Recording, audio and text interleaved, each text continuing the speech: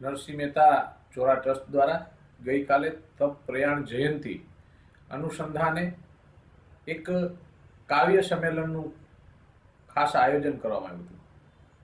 ખાસ કરીને નરસિંહ મહેતાના જીવન વિશે આપણે કદાચ વિચારતા હોય અને સમજતા હોય છીએ કે નરસિંહ મહેતા એટલે એક ભક્ત અને કવિ, બે વસ્તુથી આપણે એમને વિચારતા હોય છે, પણ એમનું ત્રીજું સ્વરૂપ છે એ આધ્યાત્મિક સ્વરૂપ છે કે જે આપણે હજી અત્યારે વિચારી નથી શકતા।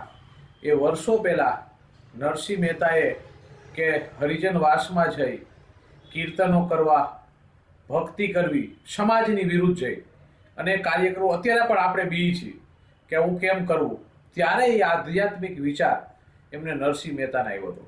અને એ સમયની અંદર આપણે અત્યારે ફેસબુક, ટ્વિટર, વોટ્સએપ વાપરીને લોકો સુધી કનેક્ટ થાય છે, લોકો સુધી।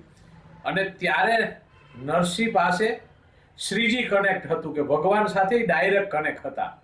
એટલે 500-600 વર્ષ પહેલા નરસિંહ મહેતા પાસે આટલી ટેકનોલોજી 500 વર્ષ પછી આવે એને ખ્યાલ હતો અને એ સીધી સાથે એની ટેકનોલોજી સાથે સંલગ્ન હતા, એટલે એ આધ્યાત્મિક પણ હતા। એટલે એમના જીવન ચરિત્રમાંથી ભક્તિ અને સંગીતને બાદ કરતા ઘણું શીખવાનું સમાજે છે। અને કાલે આ સંમેલનની અંદર જઈ અને કવિઓ દ્વારા નરસિંહ મહેતાના પદો, પ્રભાતિયાઓ, એમની આધ્યાત્મિક વાતો ખૂબ સરસ રીતે જાણવા મળ્યું છે। અને આવા દરેક કાર્યક્રમોની અંદરથી જઈ અને એમના જીવન ચરિત્રમાંથી કંઈક આપણે પણ શીખી અને આપણા જીવનની અંદર ઉતારી અને આપણે પણ સમાજને એક નવા રાહ ઉપર લઈ જાય એવી સૌને વિનંતી છે।